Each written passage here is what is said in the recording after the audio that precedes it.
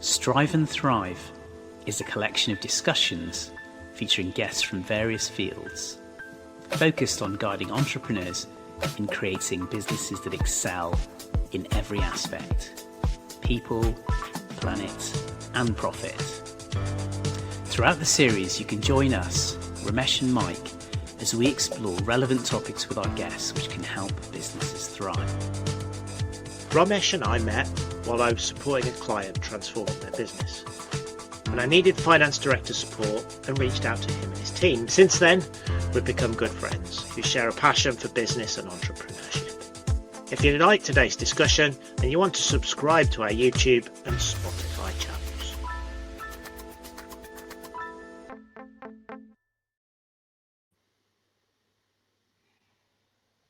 Hello everyone, and thank you for joining us as we reflect on the past year on Strive and Thrive and explore what lies ahead for us in 2026.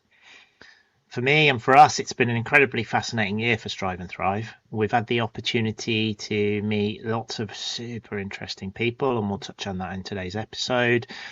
We've had the opportunity to learn and reflect on what it's like to build a business, what it's like to engage with founders, business leaders, and sharing those experiences alongside other entrepreneurs.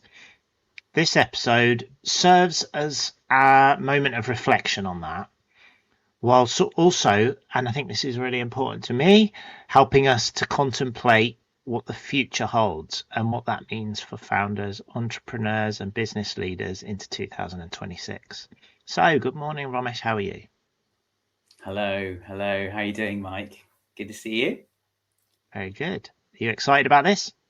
Yeah, definitely. I mean, firstly, gosh, 2025 has flown by, and, we've got 2026. Here we are. And, lots to look forward to. Can't believe that we've done 27 episodes now. That's quite exciting. That's something I didn't know we'd ever get to. So quite happy with that. Can't believe we haven't killed each other either, Mike. There've been moments. No, it's been great. It's been really fun. It's been a really fun year. And, I'm talking about 2025, of course, so many great learnings from my perspective, so many interesting shared discussions. And hopefully we can use some of those insights, which we're going to unpick and summarize now, and understand how we can, look deeper into maybe how we can, utilize them for the year ahead.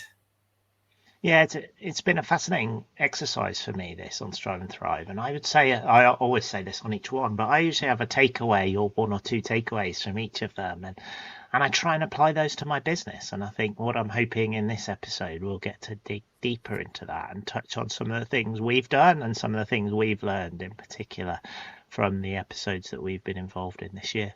So, Romesh, what was your biggest takeaway this year from doing this?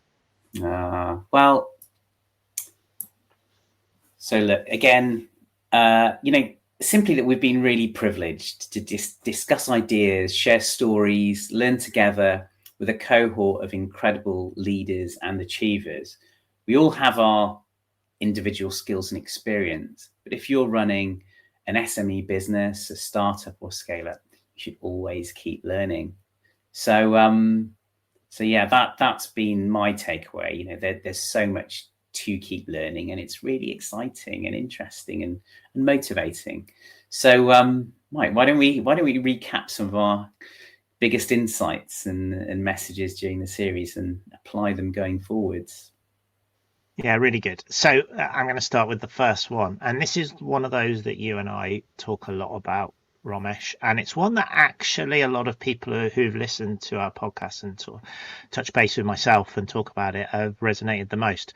And it's a quote from Kim Abbott, and she says, "Love the problem, not your solution." Quite maybe a philosophical one, but actually it resonates with a lot of people that I talk to. What's your thoughts on this one, and why is it one that's always jumped out to you? It was such a powerful message from my perspective. And I think it's because what Kim's really saying is,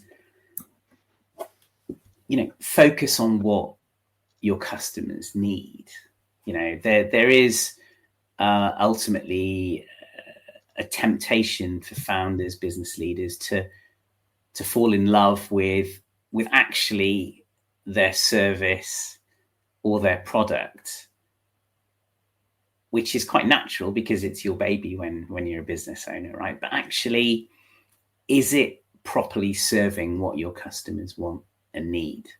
And I think asking that question and trying to be actually brutally honest with yourself and exposing yourself to the rigor of testing, speaking to customers, I think is a really, really good discipline, because you might find actually you need to adapt even slightly what you're doing to make it much more effective and meaningful and therefore successful. So that for me really resonated. I thought it was such a good, succinct way of coining that thought, and to apply it to this year, 2026. It's 1st of January after all. I think don't be afraid to look at what you're offering and thinking more deeply about, is that truly serving your customers and how can it get better? I think it also touches on a few other episodes that have weaved through this year, which is around how the challenges of taking science, early technology through to realization. And I know Jeff Bird explicitly talks about the kind of challenge of science, and that we're not good in this country at pulling through businesses. We tend to build the technology, not the businesses.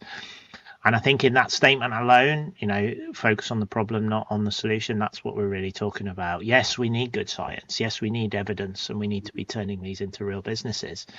But it's actually the businesses and the problems that they're addressing that are some of the most important parts of this proposition.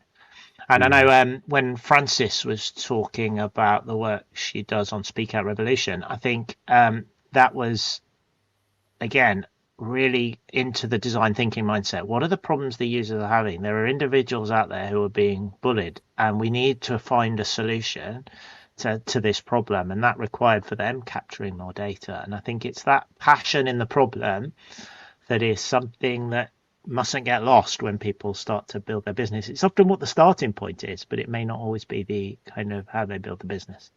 Yeah, exactly. So again, being problem-led rather than solution-led will probably get you a better outcome ultimately.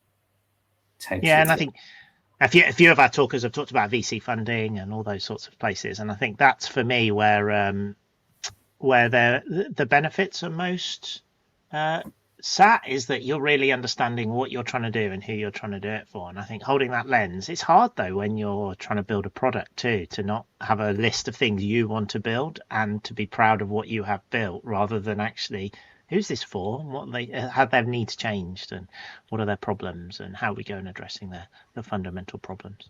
That's part of the challenge, isn't it? I think, because you do, and you can quite easily become enamored with what you've got and think, oh, that's really cool. I like that. But yeah, it's the ability to challenge yourself and be honest with yourself, and to open the possibility of getting feedback, doing research. And Sid Vasili, our investor, who came on in an earlier episode, talked about that when he emphasized and underlined the importance of doing your research first, where you can, so that you're not spending time and resources on the wrong thing. Yeah, really good. And I'm going to move on to another one that sort of aligns to this, but takes you in a different space. And this is probably my biggest takeaway this year, and learning and phrase that I've used that I've not used before. And it's from the Kate Mercer episode around beyond the business, not in the business. And we've talked to lots of people who are trying to exit. We've talked to lots of people who are trying to grow. So Raj was trying to Hytro, he's trying to grow the business now, and he's sort of the challenge between running the business, planning it for the next few years. I know I'm experiencing this challenge myself. Francis mentioned it. Nearly everybody we talk to finds that challenge of, I am really busy on a day-to-day basis, but how do I ensure that I find the time to stand up, look out, think about what I'm doing, be very strategic about the plans, and find the headspace to do it. And I think that phrase by Kate, we've used it on most episodes since then as well. And it's probably, I think, one of the biggest challenges founders find. I couldn't agree more, and I totally empathize with it, right? Because I mean, yeah, you're well, what I find personally and what I see with lots of businesses, you're just running. You're running, you're sprinting all the time, and you're focusing on what you're doing day to day. And that's really, really important. But you must also, at times, and as regular as you can, take a pause, take a breath, and take a step back, look at the bigger picture. Because if you're not doing that, you'll miss so much. This is actually a great time of year for me personally to take that pause. I like the Christmas and kind of early New Year period because it tends, certainly for my business, to be a little bit quieter. Obviously, it's a great and important time to recharge batteries, and I think it's important for founders to look after themselves and recharge and freshen up a little bit, but also to, when you're not in the midst of the chaos, just look back, take that helicopter view, and understand: are you going in the direction you want to go? What are the milestones? What are the indicators that are showing you that you're on the right path? And for 2026, for this new year, what are you doing? And are you thinking of doing anything differently yourself, or have you done anything differently yourself in the last year? Sort of thinking about that, learning about being more strategic rather than more operational. Are you thinking anything differently for yourself? Either what you've done in the last year or what you're going to do next year?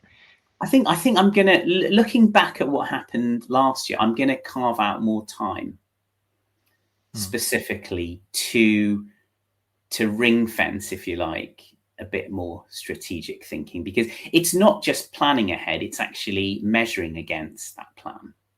I think. Oh, there's the accountant in you. There it is. Yeah.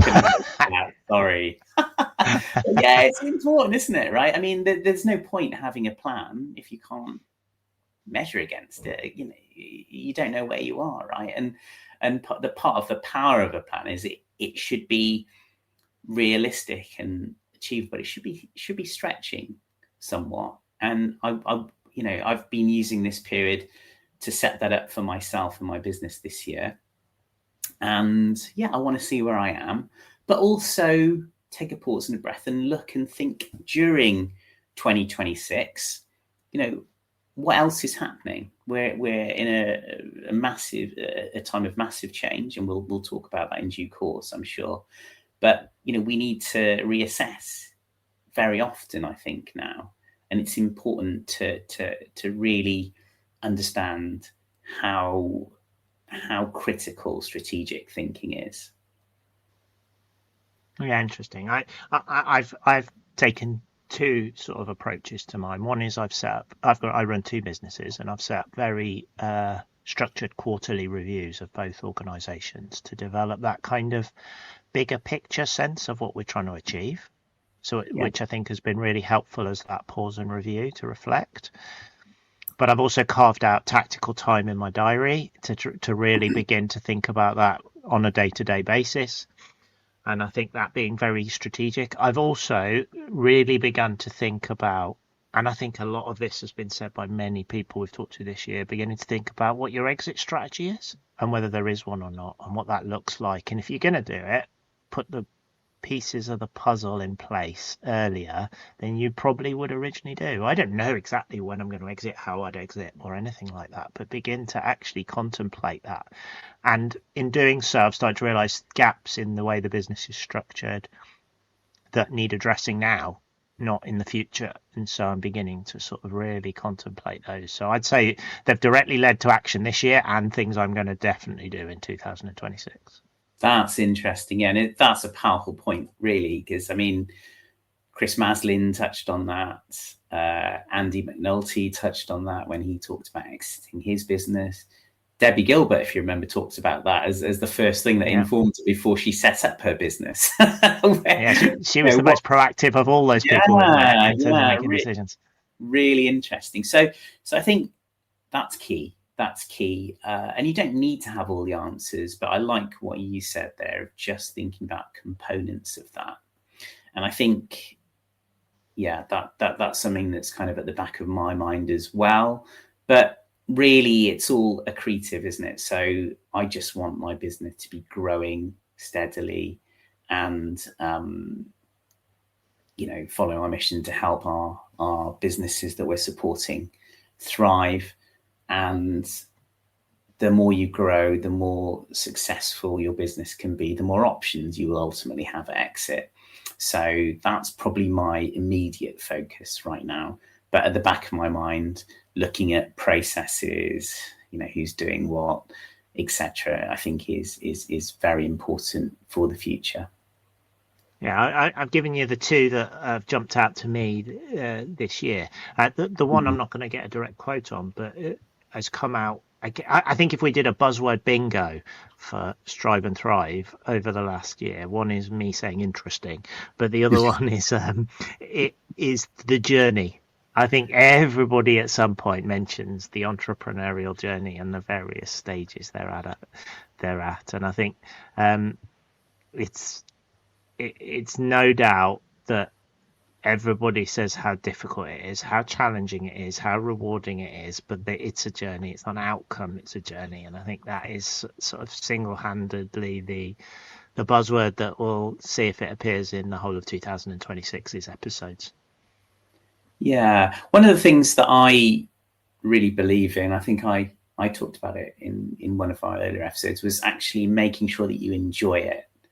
Enjoy the journey itself. Don't just focus solely on the outcome and kind of, I suppose, rely on your happiness based on achieving that outcome, because that might be a long time away and life's too short.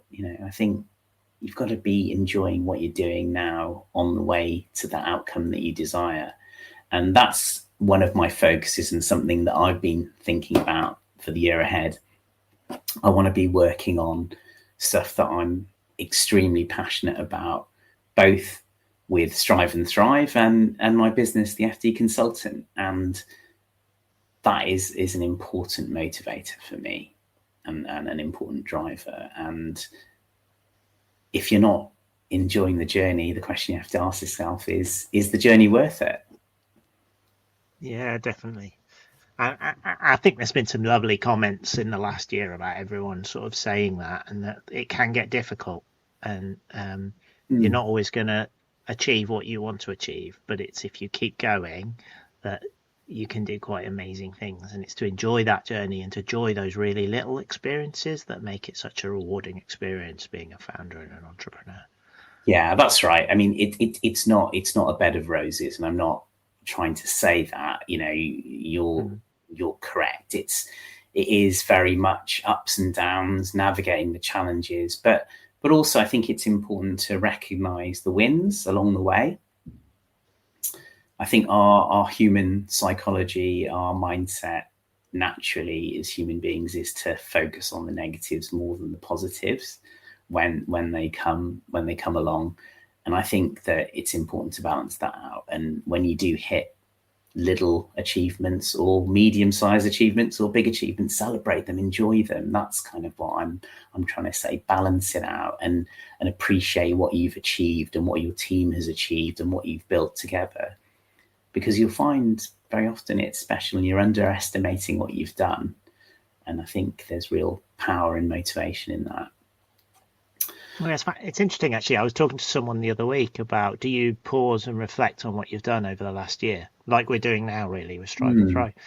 And they were like, no, I'm done it. I've run my business for years and I've never done it. And I said, do you not think you should? And we had this long conversation about just reflecting back on the bids you won and the bids you lost, and that day when things were really difficult, but the day things were great. And I was like, some of that is really important to help sort of contemplate the, I'm going for it again, the journey that you've been on. So Yeah, it's a tell us, conversation Romesh. I have. Yeah, it's a conversation I have with my clients, and I'm sure my other consultants as well have with theirs. And it is really important, because otherwise you are constantly weighed down with the challenge. And I think that is a weight. It is a weight, and actually you need release from that. And ultimately, if you're building a business, you are going to achieve bit by bit milestones, achievements. You're going to hit some amazing moments in time, achievements. And I think, yeah, it's good for you. It's good for your team. If you've got a wider team, it might be good for your leadership team to just stop and go, well done, guys. We've done this. Look at what we've done this year. And sometimes when you're in the midst of the storm, you just don't see it. But take that pause, take that step back, and it kind of links into that moment to pause and think strategically. Just appreciate as well, I think is important. It's interesting, those people who talked about the pause and reflect and be more strategic, actually one of the things they do is they go and investigate who their customers are and what they're doing now, and they go and look at their business in a different light. So it might be those two things actually really nicely coalesce. Yeah. I want to ask you now, which episodes jump out to you? Which are the ones that you remember the most and have linked to your philosophy?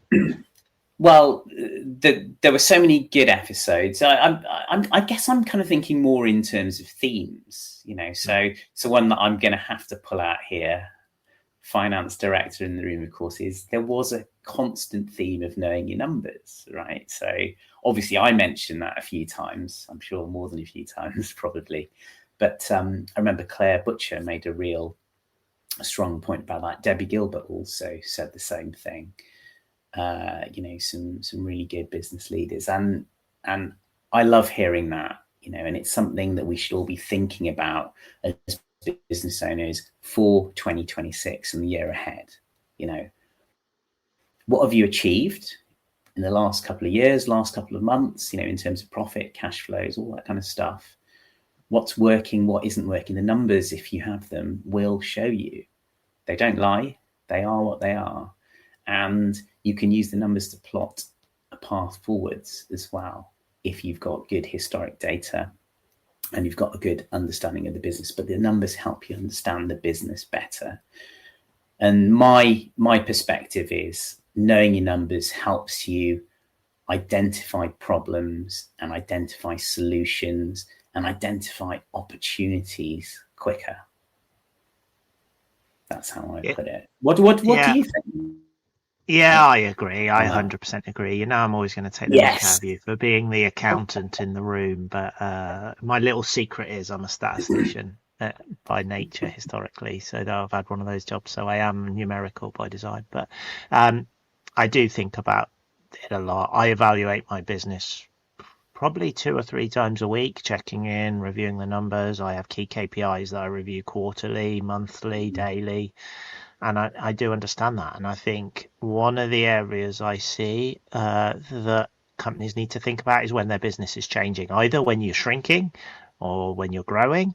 These are points where you need to really think about what your numbers are. And I think, to your point, Claire was really good about how she articulated the fact that it's often when organizations are in change, i.e. found a change, or they've done really well and then suddenly they're not making as much money as they thought they were. In fact, they're probably losing money or relatively. It's those points where you'll suddenly realize it's probably you've lost a little bit of grasp of your numbers, a little bit of grasp on what's going on and the underlying story that's there. And I think that is often what I see with lots of businesses. Yeah. So something I've seen a little bit this year is businesses that are working really, really hard and doing a lot of custom work, client work, really happy with that, but it's not coming through in cash, or not in the way they're expecting it to. And that's, again, where you need to look at the numbers or the data to understand why. What we should avoid doing is being busy fools. It's a term I heard many years ago when I was working in a startup, and I thought it was so powerful, actually, because you've got to be targeted in your efforts. I think, and I think out of your resource. And I think costs are going up everywhere at the moment, aren't they? That's what I'm seeing. Absolutely. That's what other founders are seeing. And that is, what does that mean? Do you increase prices? Do you cut? Does it completely dent your underlying margin? How does that help you grow when your business is changing all the time around you as well? And it's that those things can get lost. But yeah, are you and the team spending time on projects or I don't know, certain income streams which are earning you less, and neglecting those which are much higher in terms of profit and margin and cash flows? And that's the kind of thing that the numbers and the data and the KPIs can help you with. And I think, again, that's very informative and can lead you to make better decisions ultimately. I agree. Yeah. I sadly agree with you, Romesh. I do think that's one of the most important things. And I think if founders aren't naturally numerical, they should find someone who is numerical to support them. And I think there's a number of founders we've spoken to who have operational people support them, who are more numerical, so that they're able to keep an eye on it for them, because they may be good salespeople, good builders, good consultants, good software developers. That if numbers aren't your game, find someone to help you do it. Yeah, exactly. Well, do you remember the Peter and Sarah Moles episode? Yeah, that best example, right? I should have come up with that one. Yeah. Well, no. Well, between us, we'll get there, Mike. So yeah. I think surround find a wife who's very numerical, and then you're off. Absolutely, yeah. But surround yourself with good people, internally or externally, and there are good, cost-effective ways to do that. Our businesses help in that way in different areas, but yeah, it's important to have a good team supporting you, because you can't do it all on your own. I think that's the key message. Do you remember the David King episode, Mike, when he talked about the value of time in business? Yeah, it's good, that one, because he has explicitly stated something that everyone has spoken about has not articulated as time. Everyone we talk to talks about, I'm busy, I'm doing operational work, I can't be strategic, I don't spend enough time with customers. And I think what David's kind of said is find ways of really getting rid of the noise in your time. And focus on the things where the value sits. And I've taken that away, and I've used that directly with my business recently and cut back some areas where we were wasting time. We're trying new tools to save time, one of which we've just scrapped because it doesn't save time. It saved a bit of time, but not enough to make a difference for the team. So we just said, get rid of it. But we're trying anything to build ways of becoming more efficient as a business and save effort that's been there before. That's excellent, and that's a really good thing to think about for the year ahead. Dave's key message, or one of them, was certainly eliminate the mundane, and not just at leadership level, but across the business. We're all doing tasks which aren't particularly exciting as a proportion of what we do. Do we need to do them? Question number one.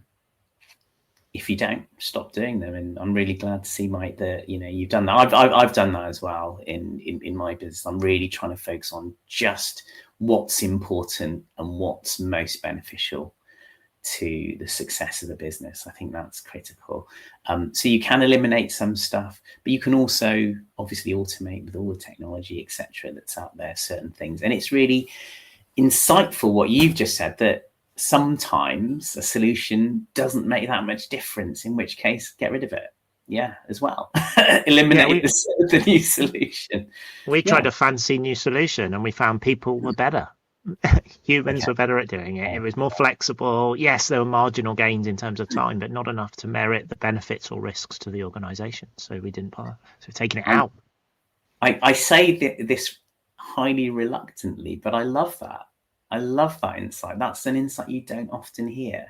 You've been brave enough to experiment, which is encouraged, but you've also been brave enough, and brave I think is a key word here. And well done, honestly, mate. I think you've been brave enough to say, actually, no, it hasn't worked. It's not worth doing that. So let's go back to So not everything that you try and change will make an effective difference, but it's the accumulated positive changes of those elements that do work that will make an overall positive difference to your business, I think.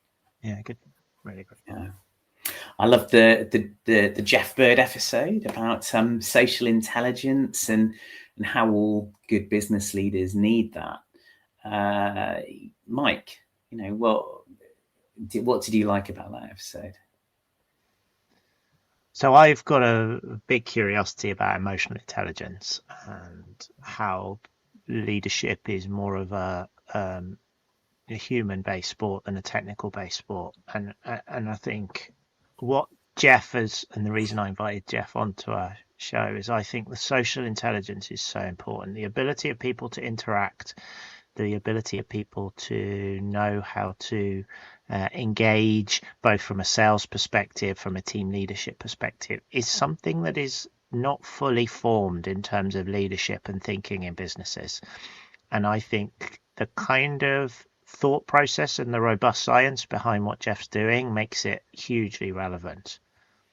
And I think we live in a world where there's high amount of communication at pace, and finding that integrity and that ability to work collaboratively with other people is such a good skill set. And I think it's something that all founders and their team should really consider. Definitely. Some of my takeaways and insights from that episode were something that Jeff said, which I thought was incredibly powerful. Often in organizations, particularly in larger ones, you see people elevated to leadership who aren't best suited for leadership. And they've been put into a leadership position because of technical skills, for example. And that was one message, and I think that's right. But what Jeff has said is you can support those people better by helping them develop that social intelligence to essentially improve their leadership skills and make them more effective. And that was a key message, right? That, some people naturally have better social intelligence than others, but you can work on it, you can improve it. So it's having that awareness of, okay, it's important if I'm leading my organization of whatever size, and I'm going to work on it. And the other key message for me was that, for me, I was trying to unpick what's the difference between social intelligence and emotional intelligence. And I see social intelligence as a part of emotional intelligence, but it's the part that's maybe more measurable, the way you interact with people. We had a discussion afterwards, Mike, and you gave me that kind of thought as well. So yeah, if you're leading a business, whether it's a one-man business or whether it's a bigger organization with a wider team, social intelligence internally and externally, and improving that, the way you interact with people, the way you empower them, the way you help them get better, the way you provide them with solutions, the way you communicate to them, the way you inspire them will ultimately help your business if you can keep improving on that. Yeah, and I think this touches on, and I'm going to jump onto another sort of theme that's come out this year across multiple episodes, but it's that idea around networking and building a strong cohort of fellow founders, advisors, mentors to yourself as a entrepreneur. And I'd say, Stefan talks, he's all about networking, and he's kind of books and Stephen Thomas, yeah, yeah. absolutely. Yeah, he's networking But king. Alex Priest Yeah. also talks a lot about it in terms of building your own brand and engaging, and we've seen the amount of founders that sort of are in networks, are finding close cohorts of support to help them really think about running their businesses and what that looks like. What's your reflection for you as a company around? I know you do a lot of networking on how the value of networking to you. Oh, it's so powerful, and also, Peter and Sarah Moles are heavily into networking and talk about the power of groups as well. It's for me, it's been absolutely mission critical in terms of, I suppose, getting help and support in terms of how we offer our products and services, and also finding new clients. Right? If you're gonna, I'm not a pushy salesman type. I couldn't go out there and say, hey, if you need a part-time fractional finance director, we're your guys. That's not my way. I suppose I started off as a reluctant salesperson, but networking was something I wasn't very comfortable with at the beginning because I felt it wasn't very authentic. But having gone through that journey and then met the likes of Stefan and spoken to the likes of Alex, Peter and Sarah, just be yourself, lean into that. Don't oversell, just focus on meeting people and see how you can help them, and you'd be surprised at how many people want to help you.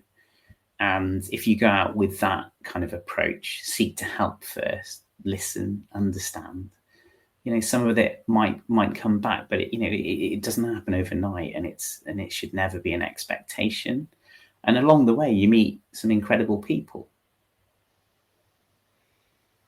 Yeah, I went to a networking event about a month ago, and I had Stefan on my shoulder, and it was a different experience.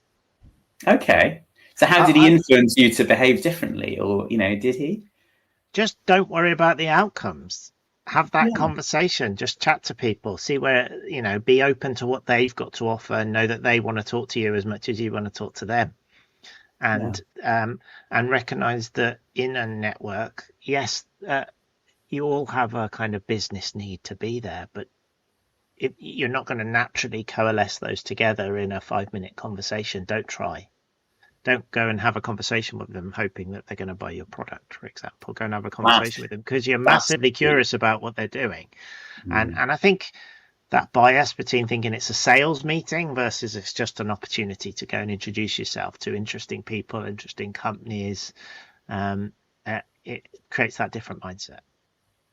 I think that's the absolute key. I mean, think about your own experiences when people have come up to you. The people that I've connected with the most, the ones who are interested in me and kind of, ask me about stuff rather than kind of just going into this huge monologue about what they do. It's a little bit of a turn-off. It's quite self-interested, and I just think everyone's got their different set of values, but I like to listen, understand, and explore, and that's a good way to approach networking, I think. And if you do it authentically and you're comfortable in your own skin, you can meet some fantastic people, make connections, have no expectations. But again, if you seek to help first, then over time stuff will come back to you. And it's not a quick game, I would say, but it's a powerful and it's a rewarding thing to do. How do you think you've changed with your networking? What's been the effect on Romesh from doing all the network that you're involved in? Right, good question. Personal question now. Come on. Yeah, well, look, I think look, when I started my business, I didn't really enjoy networking. I'm a people person. I like people and I like meeting people, but in a corporate environment, and that's how I viewed networking events. It's like, oh gosh, I'm going to have to meet these people and kind of play a professional role, if you like. Whereas now my focus, I'm just myself.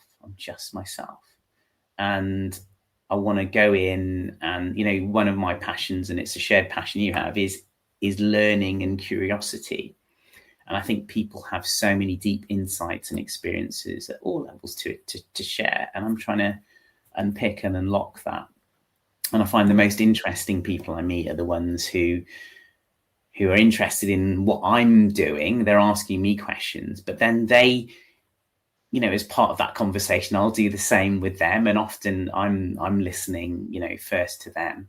But then, they've got these tremendous insights that are really powerful and helpful and get you thinking.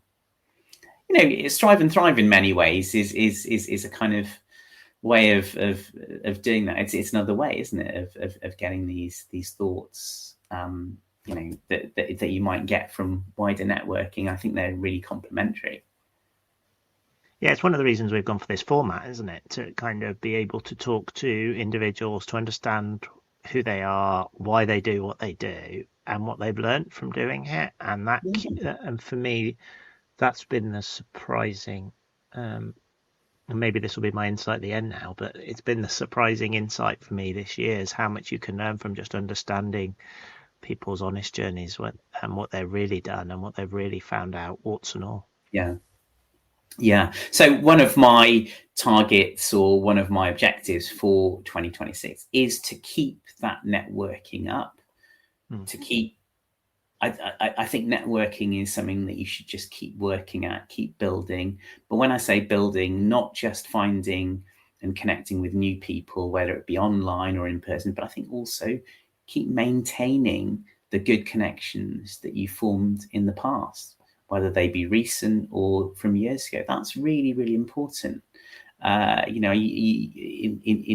my view, networking is powerful only if you maintain relationships as best you can. It's difficult.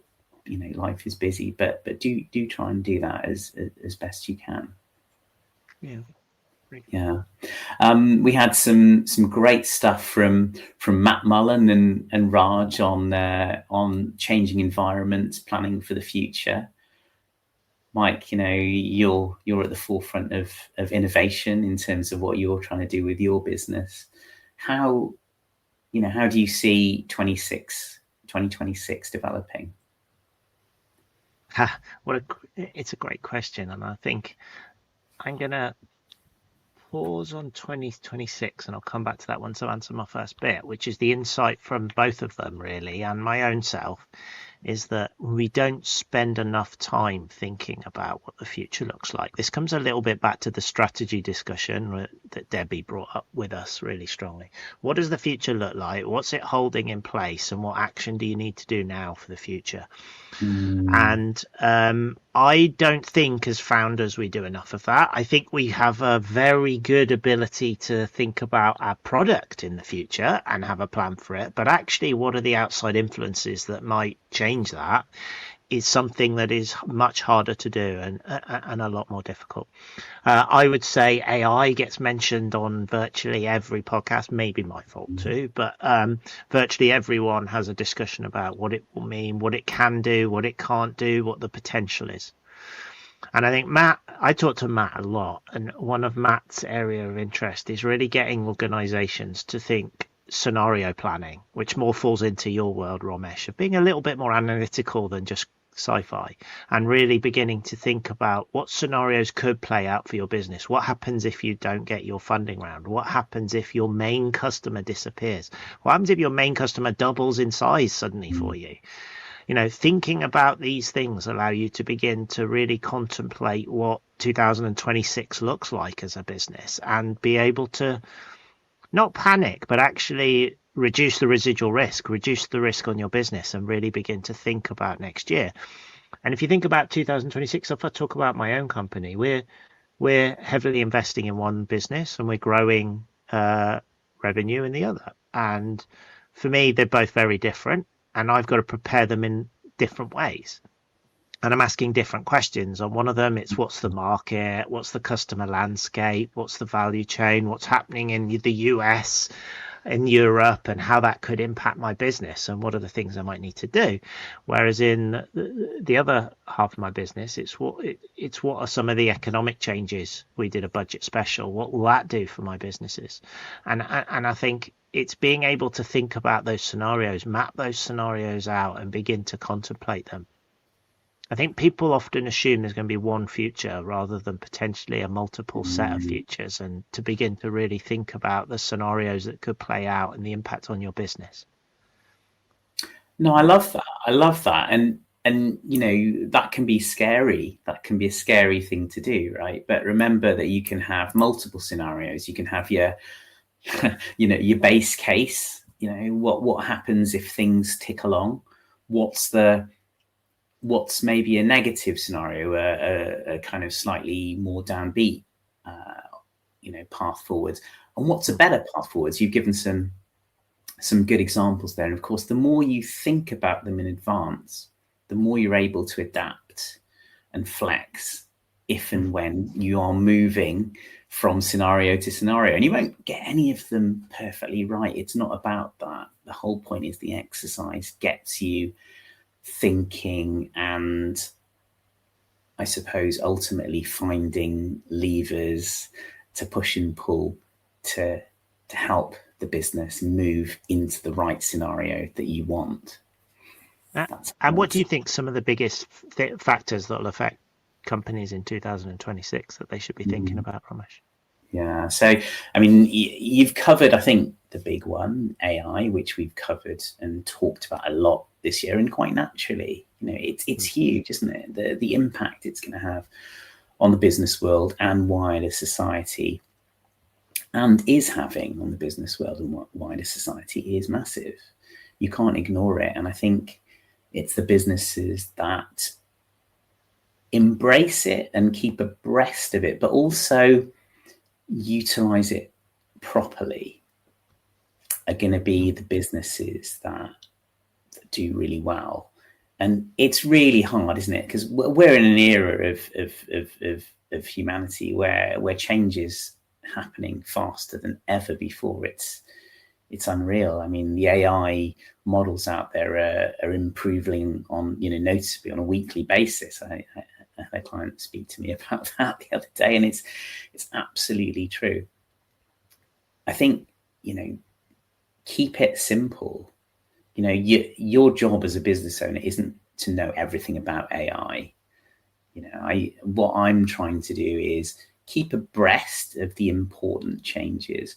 And a great way to do that is David Slolley's weekly newsletter, for example, which he talked to us about, where he summarizes, you know, I loved how he split it between news, truth and lies, and, you know, stuff that's just, you know, just way out there, you know, sci-fi, whatever. And actually that's a good way of keeping abreast of stuff. I think, to your point, you know, now and previously, experiment, but don't spend all of your time. You know, one of the points David made was don't spend all of your time thinking about AI.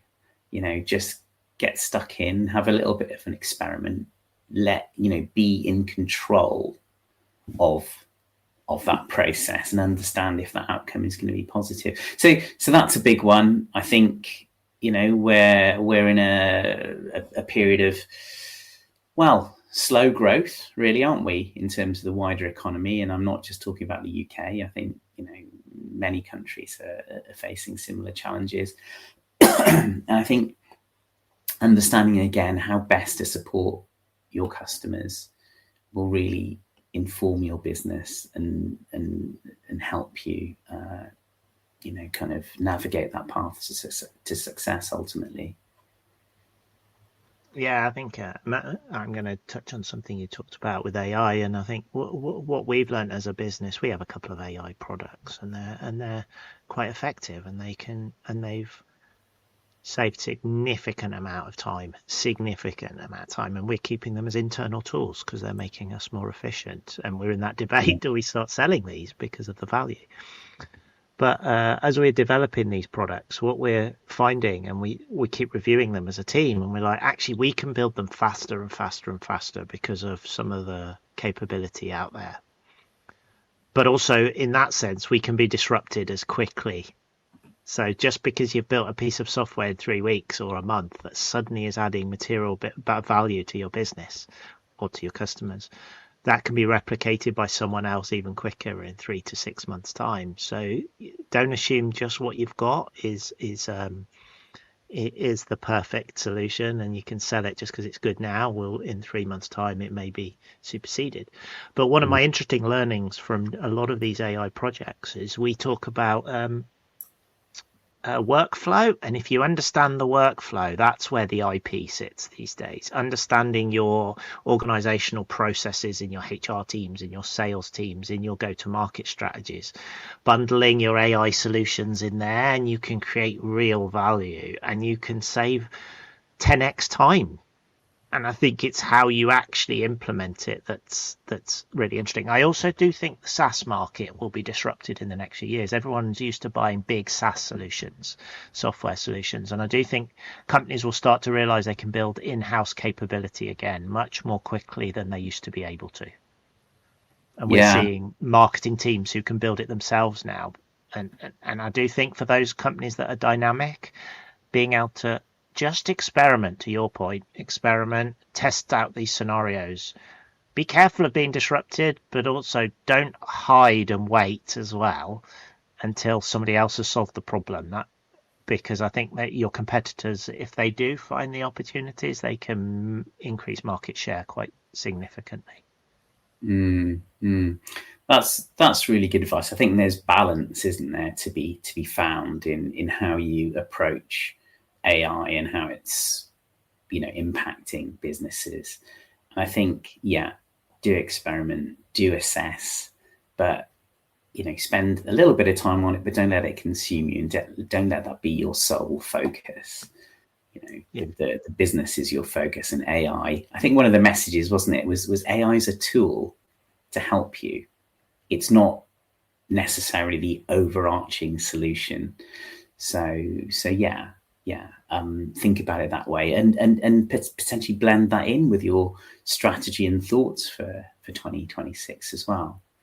I mean, if I think about how my business, the FD Consultant, is going to focus on helping clients, we're going to look at AI solutions, continue to do that, keep abreast of them, see if there are ways we can bring them in. But if certain processes are working well that don't need tinkering with, that's fine.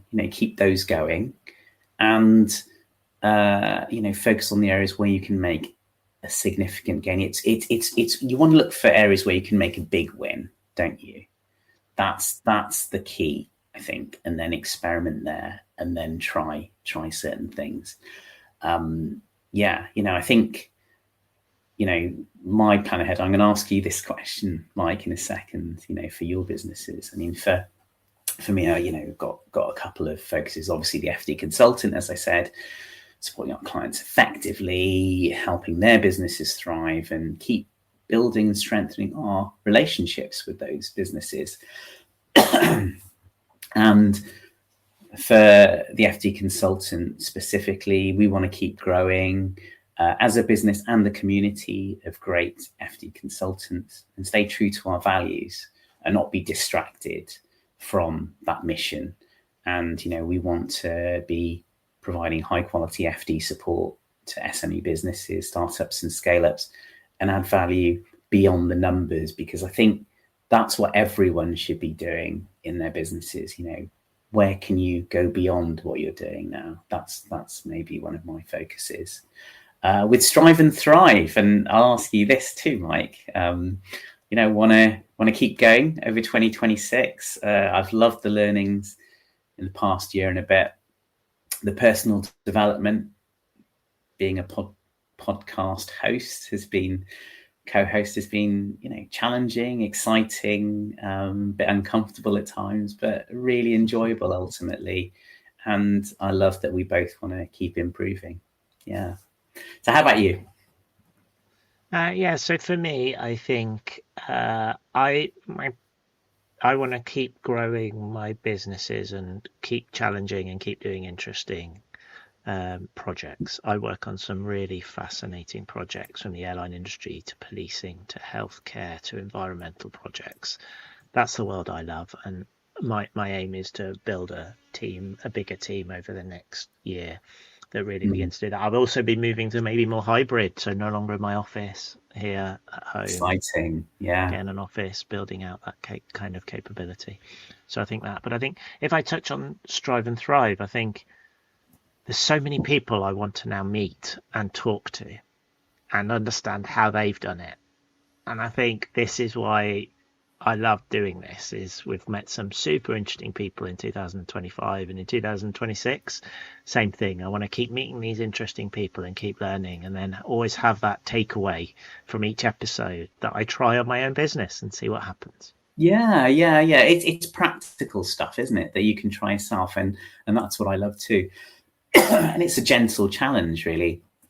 I mean, I think the common thread with Strive and Thrive, and both our businesses, and really is, that desire to continue to support and encourage SME businesses, right?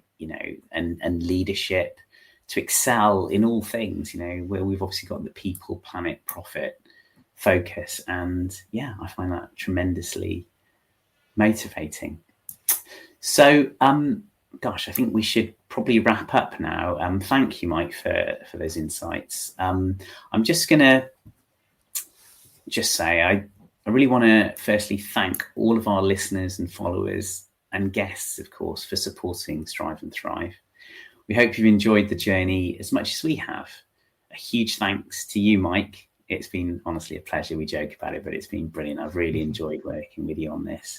Rose, Sharon, Daria, and Kira, who've been a huge part of our growth and success today. Thank you. So let's keep growing together. I've enjoyed learning from our guests and each other.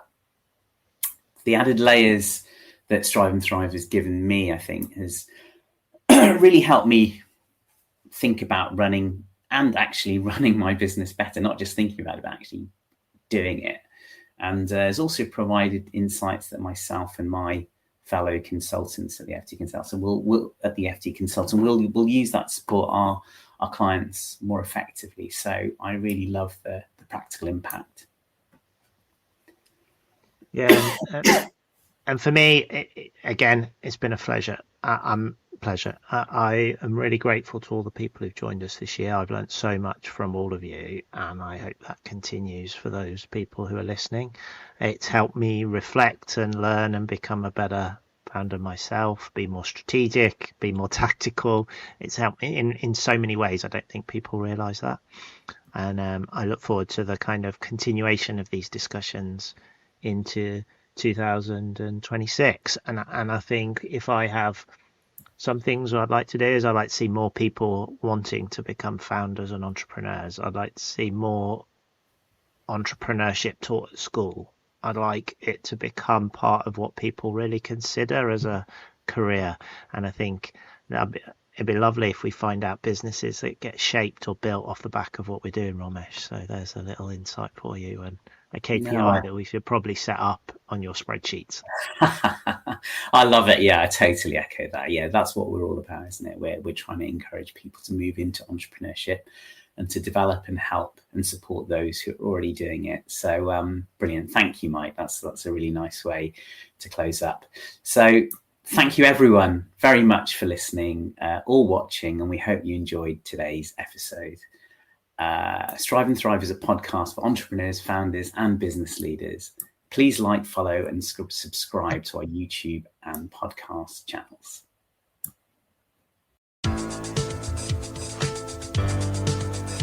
Thank you for listening to Strive and Thrive.